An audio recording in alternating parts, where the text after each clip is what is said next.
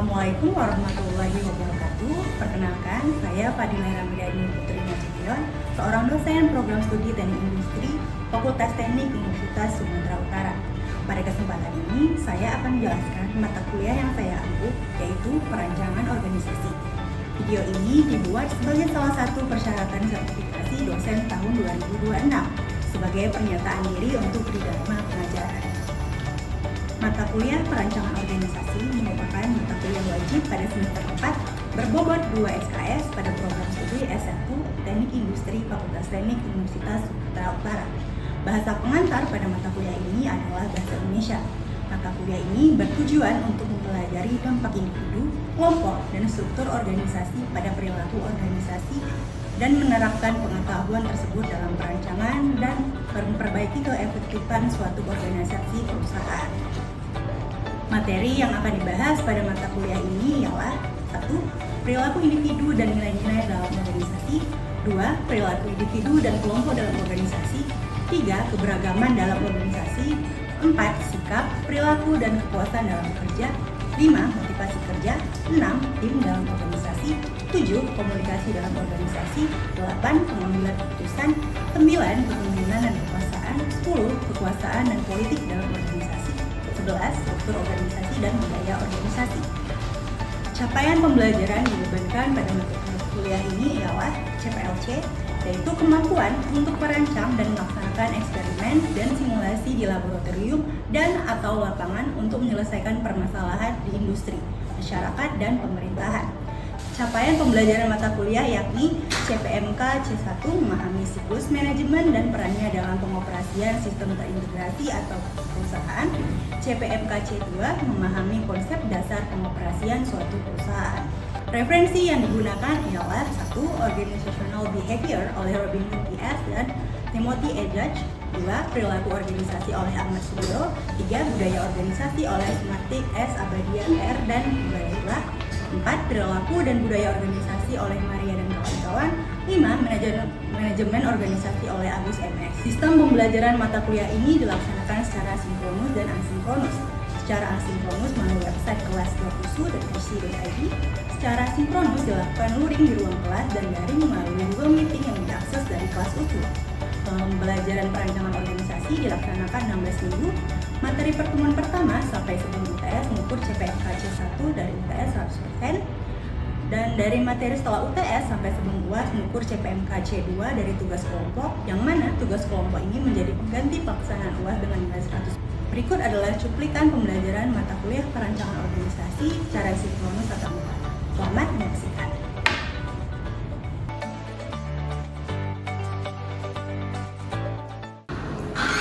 Selamat pagi semuanya.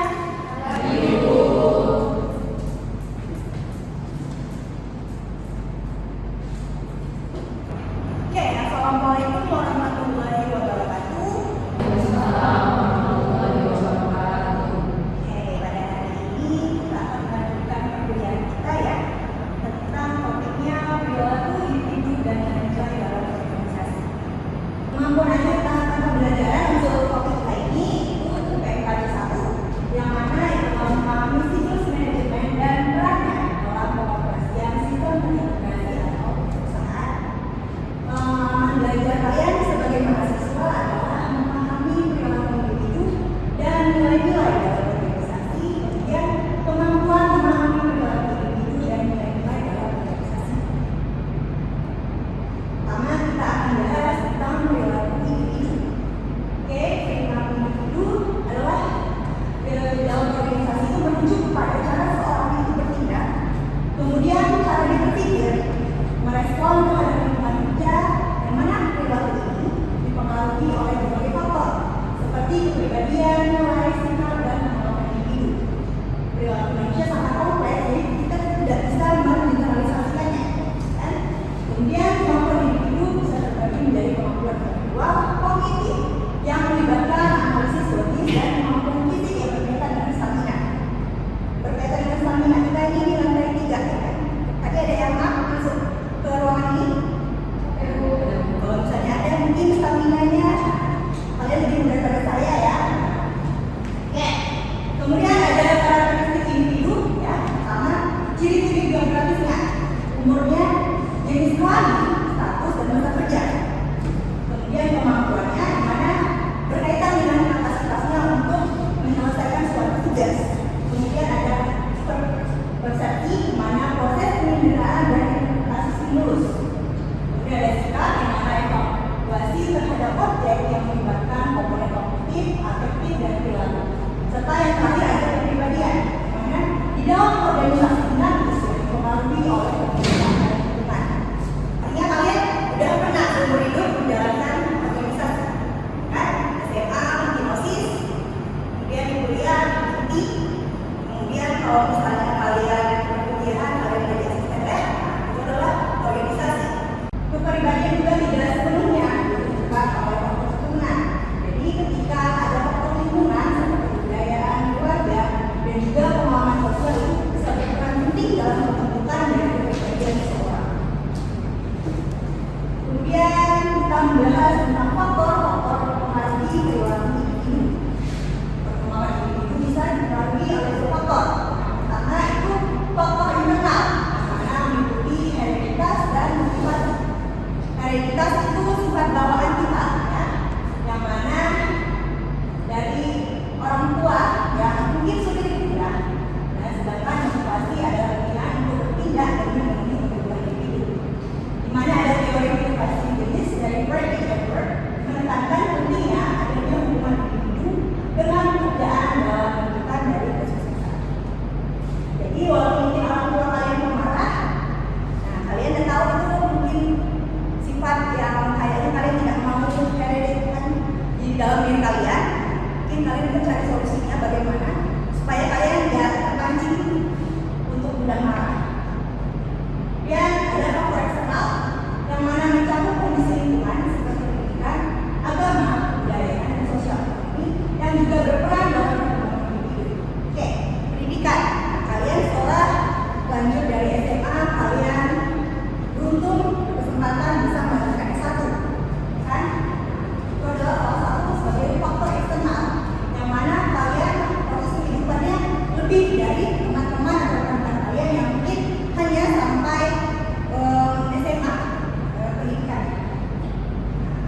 Di proses kehidupan dan interaksi individu dengan lingkungannya baik itu formal atau informal yang mempengaruhi perilaku individu dan kelompok. Kedua faktor ini itu berkontribusi pada perkembangan manusia dari lahir hingga meninggal.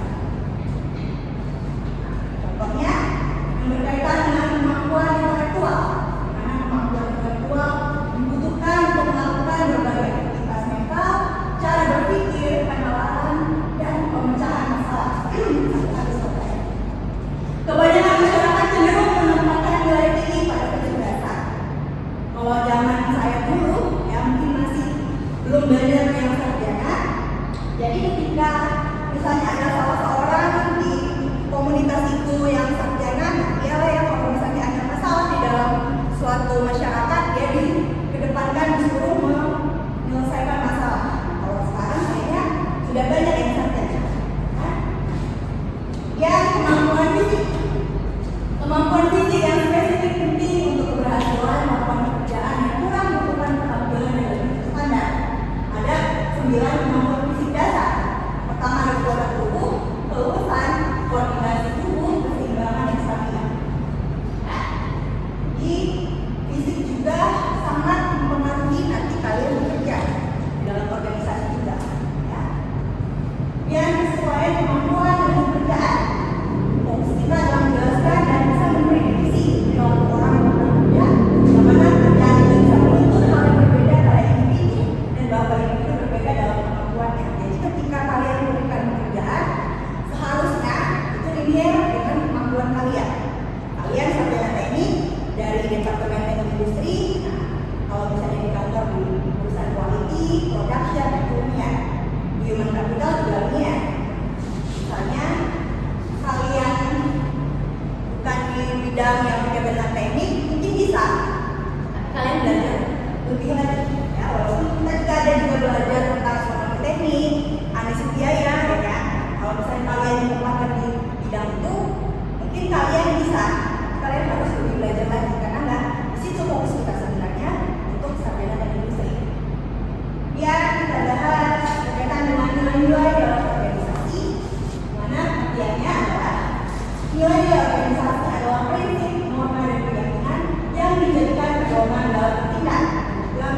keputusan dalam organisasi. Nilai-nilai ini membantu menciptakan budaya kerja yang harmonis, mendukung kualitas karyawan, serta meningkatkan produktivitas organisasi.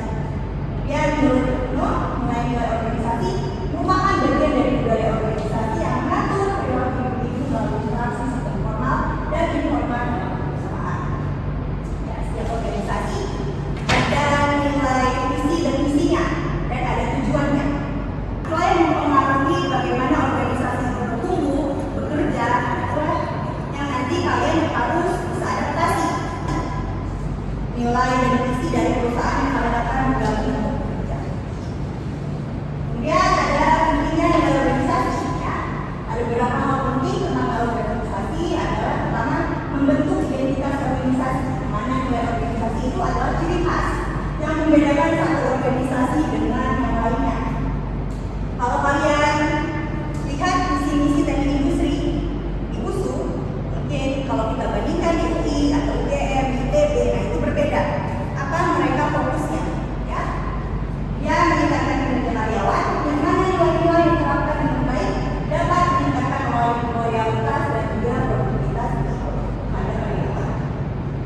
Mungkin juga menjadikan panduan dalam pengambilan keputusan. Dengan adanya nilai organisasi, karyawan itu memiliki pedoman dalam menghadapi situasi yang kompleks, kemudian juga membantu adaptasi terhadap perubahan. Organisasi dengan nilai yang kuat lebih mudah menyelesaikan diri dengan perubahan lingkungan bisnis.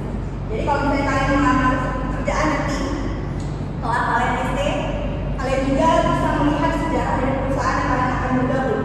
Kalian lihat visi misinya, kalian lihat tujuannya, apakah kalian sanggup membantu menjadi karyawan yang akan bergabung di dalam suatu perusahaan.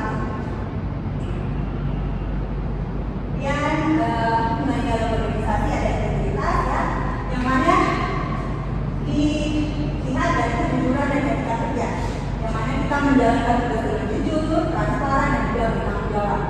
Organisasi yang menerapkan integritas ini meningkatkan kepercayaan dan lebih baik dari pelanggan maupun stakeholder. Kalau misalnya kalian punya bisnis, ya, kejujuran dan etika kerja itu juga kalian harus hadapi yang mana relate dengan pelanggan dan juga stakeholder yang mempengaruhi suatu perusahaan. Kemudian ada kerjasama, kolaborasi dalam tim, yang mana membangun komunikasi dan interaksi yang baik antara sesama karyawan serta antar divisi dalam organisasi. Contohnya organisasi dengan budaya kerjasama yang baik lebih mudah mencapai tujuan bersama.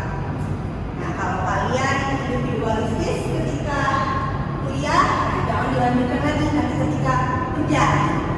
Ya, kerja itu pasti harus membutuhkan kerjasama dalam tim. Karena ya pasti kita bergantung ke divisi lain untuk menyelesaikan suatu proyek. Ya, ada inovasi, yang mana pemikiran kreatif dan solusi baru, yang mana mendorong karyawan untuk berpikir kreatif dalam menemukan solusi dan meningkatkan aktivitas kerja.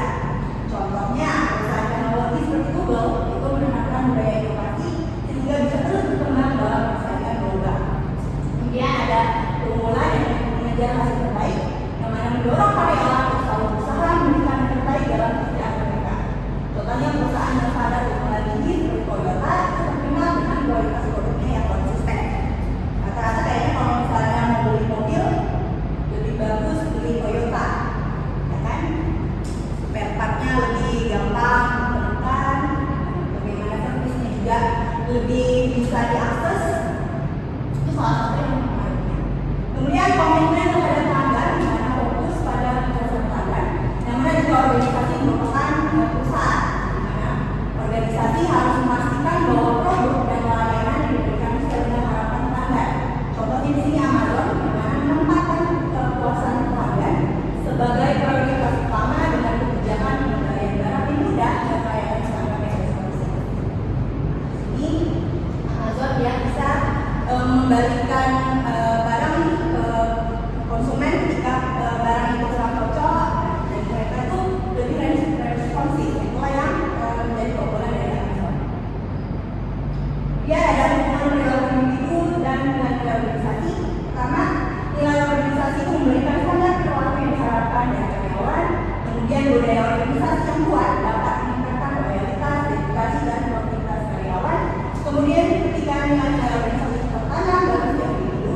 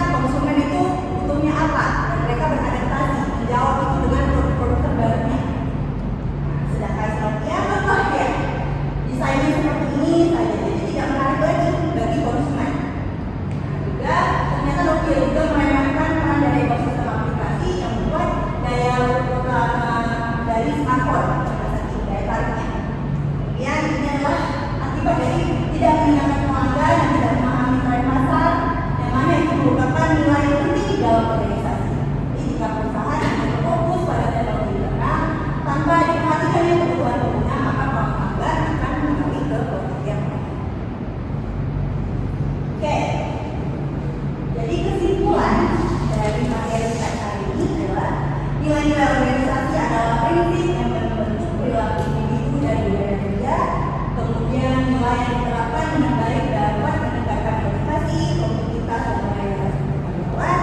Kemudian ketidaksesuaian antara gaya organisasi dan perilaku individu dapat menyebabkan konflik dan penurunan kinerja. Kemudian organisasi harus membangun budaya yang kuat, memberikan pelatihan dan menghargai karyawan untuk menciptakan budaya yang positif. Kuis. Oke. Ini berkaitan dengan perilaku individu. Mana ada sebuah perusahaan manufaktur mengalami penurunan produktivitas yang signifikan. Setelah dilakukan evaluasi, ditemukan beberapa masalah perilaku di dalam organisasi, seperti karyawannya sering datang terlambat dan kurang disiplin, manajer sering mengabaikan masukan dari bawahan, lingkungan kerja penuh dengan konflik dan kurangnya kerjasama tim. Motivasi karyawan rendah karena sistem penghargaan yang tidak adil. Apa hubungan antara nilai organisasi dan perilaku individu dalam kasus ini? Saya mau volunteer sebagai ujung. Oke, siapa yang volunteer mau menjawab kuis yang berkaitan dengan perilaku individu? Oke, siapa duluan? Jadi pada kasus ini hubungan antara nilai organisasi dan perilaku individu dapat dilihat bagaimana perusahaan manufaktur ini melakukan tindakan organisasi ini kepada sikap karyawannya. Di sini bisa dilihat bahwa motivasi karyawan rendah karena sistem penghargaan yang tidak adil. Nah, penghargaan yang tidak adil ini merupakan salah satu dampak nilai organisasi yang menurunkan motivasi keinginan karyawan serta kedisiplinan menurun. Nah, selanjutnya ada manajer yang sering mengabaikan masukan dari bawahan. Berarti di sini manajer itu sering acuh tidak acuh, sehingga di sini menyebabkan nilai dasar yang ada pada organisasi itu sangat-sangat menurun, sehingga organisasi ini juga tidak terarah karena pemimpinnya pun seperti mengabaikan masukan tadi, sehingga hal-hal yang tadi itu dapat menurunkan produktivitas pada organisasi tersebut. Terima kasih. Ya, tadi ada dua orang lagi.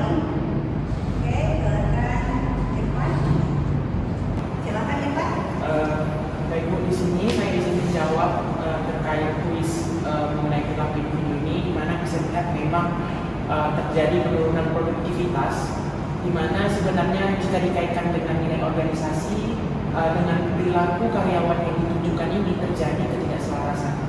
Artinya memang organisasi mengharapkan seharusnya karyawan itu tidak datang terlambat dan tetap disiplin, tetapi sebenarnya dengan karyawan ini sering datang terlambat dan kurang disiplin ini merupakan salah satu cara dia menunjukkan bahwasanya memang terjadi masalah dalam organisasi ini, seperti kemungkinan pemimpinnya itu yang tidak adil dalam melakukan pembagian tugas dan sebagainya itu, sehingga dia menunjukkan bahwasanya memang dari mereka itu ingin dinotis lah istilahnya, bahwasanya ada masalah di organisasi ini, sehingga kedepannya perlu untuk pemimpin ini memberikan evaluasi atau diskusi bersama dengan karyawan untuk menentukan apakah masalahnya ini memang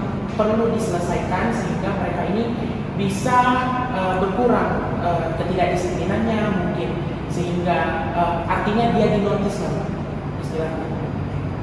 Mungkin itu aja yang bisa saya jawab terkait dengan kuis perilaku individu. Terima kasih Pak. Ya benar ya. Sebenarnya ini kayak feedback yang dilakukan oleh karyawan. Kalau misalnya dia diabaikan masukannya, kerjaan yang tidak dihargai, ya udah dia menunjukkan sikapnya ya. Dia tidak tepat waktu mengerjakan kerjaan yang ogah-ogah. Karena si manajernya juga sudah ada berantem ya kan. Mendengar apa masukan dia, kemudian tidak memberikan reward. Salah satunya kadang-kadang seperti itu. Mungkin ujian pun tidak didapatkannya.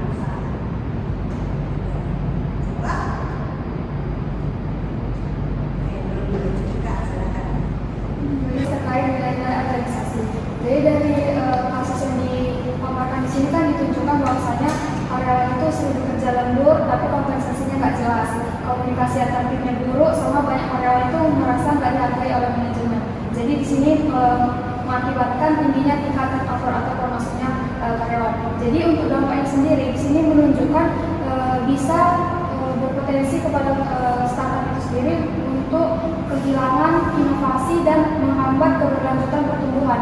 Kenapa? Karena di sini dari situasi-situasi yang disampaikan itu menunjukkan potensi kepada karyawan untuk kehilangan motivasi dalam bekerja.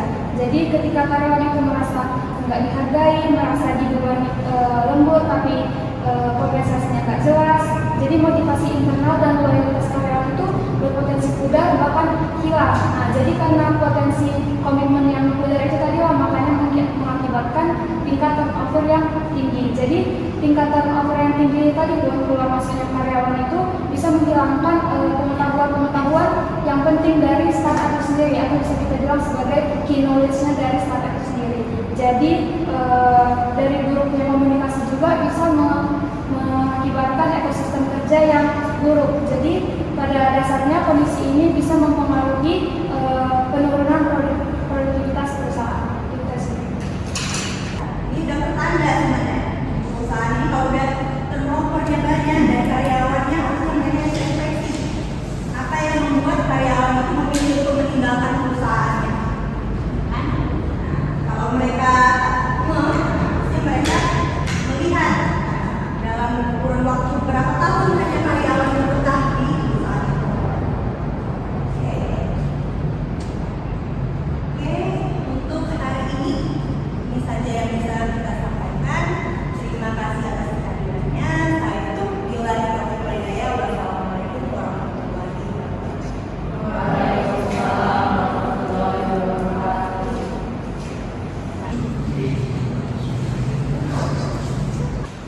Duluan ya. Sampai jumpa minggu depan, jangan ada yang absen. Demikianlah deskripsi singkat dan cuplikan proses pengajaran mata kuliah perancangan organisasi.